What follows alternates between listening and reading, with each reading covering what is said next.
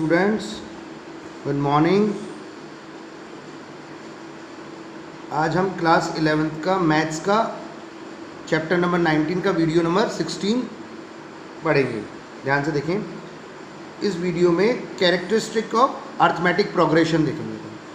ठीक है, या अपन ये भी बोल सकते हैं properties of arithmetic progression. First property, if a fixed number is added or subtracted in all terms of an AP, then we get an AP whose common difference is same as given AP। अगर हम किसी AP के हर term के अंदर से एक fix number को subtract करें या ऐड करें, उसके अंदर कोई भी फिक्स नंबर इन सब टर्म्स में ऐड करें या फिक्स नंबर इन सब टर्म्स में से क्या करें, सब्ट्रैक्ट करें, तो न्यू जो एपी आएगी वो भी क्या, जो न्यू सीरीज आएगी, ये न्यू प्रोग्रेशन आएगी, वो भी क्या होगी, एपी होगी। और उसका कॉमन डिफरेंस वही होगा जो गिवन एपी का कॉमन डिफरेंस है। इसको एग्जांपल से क्लियर करते हैं। देखिए बेटा ध्यान से, ये 2 4 6 8 10 डॉट डॉट डॉट ये एपी है। इसका कॉमन डिफरेंस कितना होगा, 4 - 2 2 हो गया। अच्छा, after adding 5 in all the terms we get, हर टर्म में 5 ऐड कर दो तो नई एपी आ जाएगी, AP2। अच्छा, क्या आएगी, 5 ऐड कर दो तो 7, 5 ऐड कर दो 9, 5 ऐड कर दो 11, 5 ऐड कर दो 13, 5 ऐड कर दो 15। अब इनका डिफरेंस देखो, 9 - 7 2, 11 - 9 2, 13 - 11 2, 15 - 13 कितना आ जाएगा, डिफरेंस 2। यानी कॉमन डिफरेंस वही आएगा जो पहली वाली गिवन एपी का था। दूसरी बात, ये भी एक एपी है। मान लो ये एक एपी है, वही वाली जो अपन ने मानी थी 2 4 6 8। इसका कॉमन डिफरेंस 4 - 2 कितना आ गया, 2। After subtracting 5 in all terms we get, हर में से 5 सब्ट्रैक्ट करो, इसमें से 5 सब्ट्रैक्ट करोगे तो क्या आएगा, -3, 5 करोगे तो -1, 5 माइनस करोगे तो 1, 5 माइनस करोगे तो 3, 5 माइनस करोगे तो 5। अब कॉमन डिफरेंस निकालना है। देखो इनका डिफरेंस देख लो, 5 - 3 करोगे 2, 3 - 1 करोगे तो 2, 1 - 1 करोगे तो कितना आएगा, 2। और -1 फिर माइनस कोई टर्म और उसकी प्रेसिडिंग टर्म को माइनस करेंगे तभी तो कॉमन डिफरेंस आएगा। ये -1 माइनस -3 तो माइनस माइनस टकराएगा तो प्लस, प्लस माइनस क्या हो जाएगा, -3 में से 1 जाएगा तो कितना आ जाएगा, 2। देख लो सारा डिफरेंस 2 आ रहा है, यानी ये भी एपी है और इसका कॉमन डिफरेंस क्या आ रहा है, वही आ रहा है जो गिवन एपी का था। ठीक है, यानी हम इस कंक्लूजन पे निकले कि किसी भी एपी के अंदर एक फिक्स नंबर ऐड करने या सब्ट्रैक्ट करने पर जो न्यू सीरीज या न्यू प्रोग्रेशन आएगी वो भी क्या आएगी, एक अर्थमेटिक प्रोग्रेशन। उसका कॉमन डिफरेंस कितना होगा, जो गिवन एपी का होगा। Is that clear.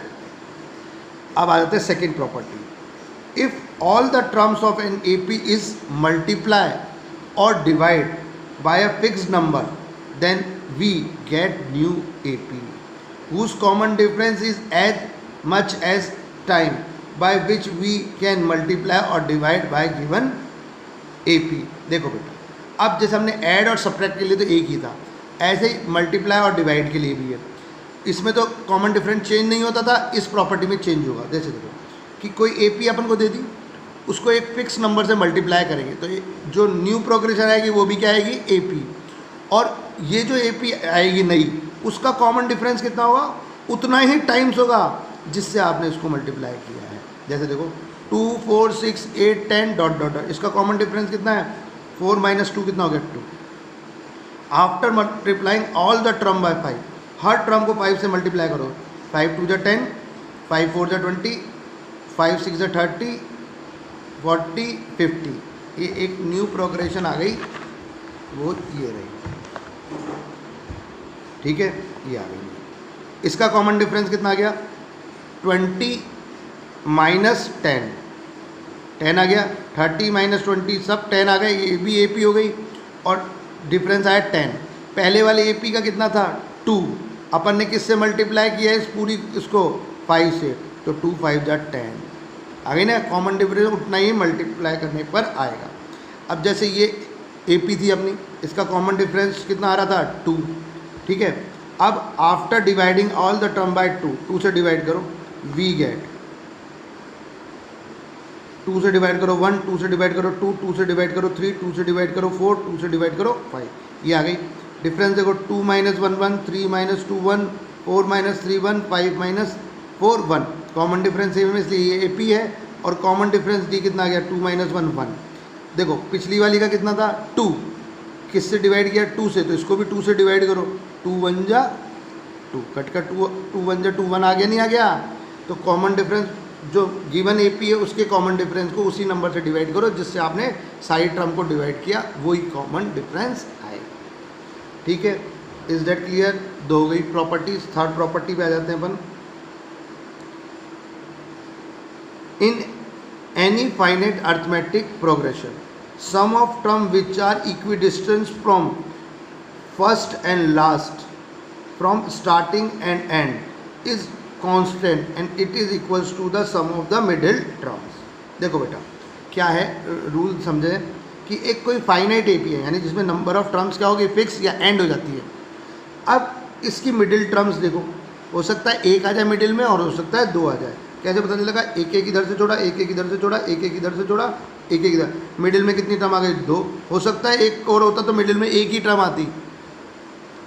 अब फर्स्ट और लास्ट से इक्वी डिस्टेंस जो भी टर्म्स होगी, यानी आगे से फर्स्ट और लास्ट से फर्स्ट, इनका सम उन मिडिल टर्म के सम के बराबर है। मिडिल टर्म का सम कितना रहा है? 10 12 22। इनका सम कितना आएगा? 20 और 2 कितना हो जाएगा? 22। इन दो आगे से सेकंड और लास्ट से भी सेकंड, इनका टर्म 18 और 4 जोड़ोगे तो कितना आएगा? वही 22। थर्ड वही 22। फोर्थ आगे और पीछे दोनों से 22। अगर एक टर्म होती मान लो, जैसे मान लो ये 20 नहीं होता तो मिडिल टर्म क्या होती? 1 2 3 4 इधर से जोड़ दिया, 1 2 3 4, मिडिल टर्म क्या हो जाती? 10। ठीक है, अब इनका फर्स्ट और इधर से फर्स्ट 18 और 2 20।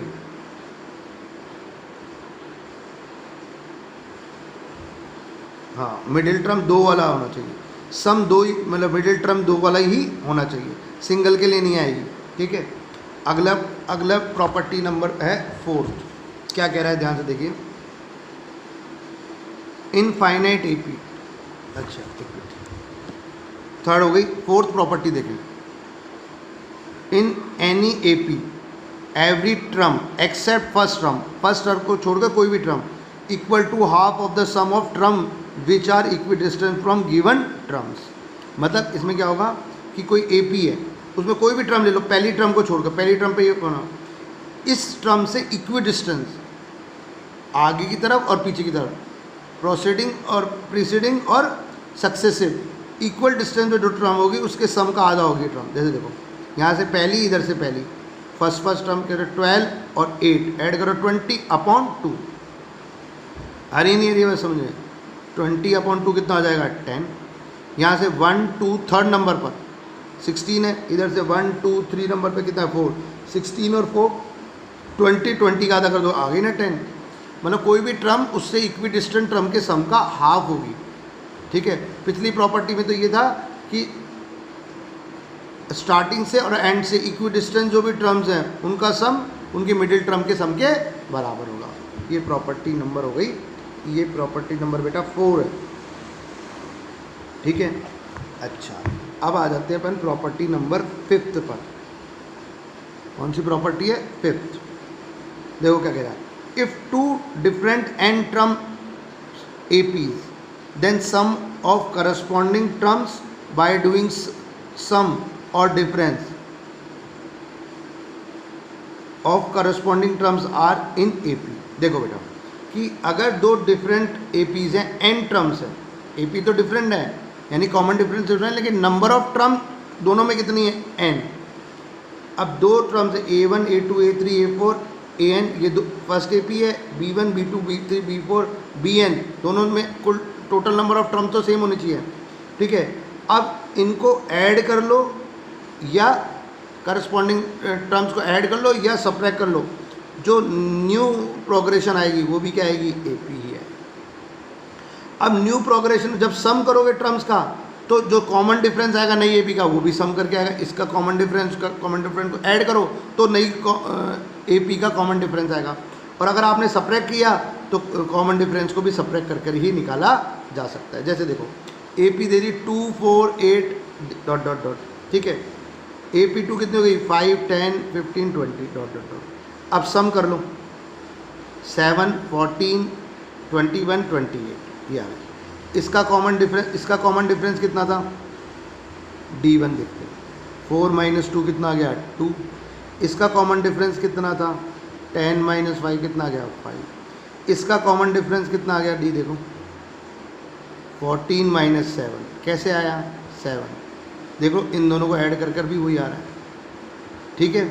अच्छा सब्ट्रैक्ट कर दिया इनको 5 में से AP2 में से 1 को माइनस करा 5 - 2 3 10 - 4 6 15 - 9 और ये 12 ये आ गया। अब इसका कॉमन डिफरेंस कैसे आया 6 - 3 कितना आ गया 3। उन दोनों का डिफरेंस कर लो 5 - 2 करोगे तो भी 3 आ रहा है ना। तो न्यू AP का अगर उनको ऐड किया है पीस को तो कॉमन डिफरेंस भी ऐड करके आएगा और सब्ट्रैक्ट किया है तो वो भी सब्ट्रैक्ट होकर आएगा। Is that clear.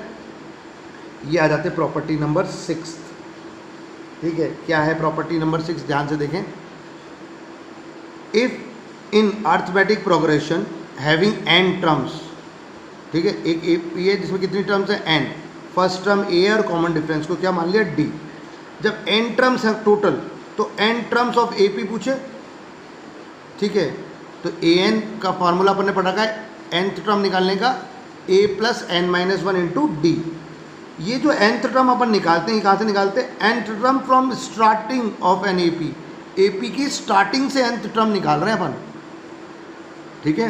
स्टार्टिंग से अगर कुछ नहीं बोले तो भी स्टार्टिंग से निकालनी है और नहीं बोल दिया तो है ही स्टार्टिंग। और उसका फार्मूला यही है ये an = a + n - 1 × D। ये किसका फार्मूला है किसी गिवन अर्थमेटिक प्रोग्रेशन की स्टार्टिंग से nth टर्म निकालने का, ठीक है। अब pth टर्म फ्रॉम स्टार्टिंग बोल दिया तो n की जगह क्या आ जाएगा AP या पे n की जगह क्या आ जाएगा P। तो a + P - 1D। लेकिन इंपॉर्टेंट बात यह है कि अगर मैं pth term from last of an AP बताऊँ from the last of an AP की लास्ट से pth टर्म पूछा हूँ, स्टार्टिंग से पूछा हूँ तो n की जगह P रख दो। लेकिन अब नहीं रख सकते। वो कितनी होती है pth term from last of an AP is the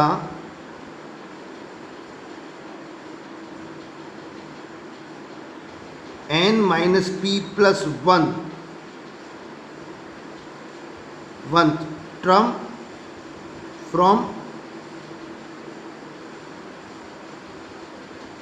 from starting।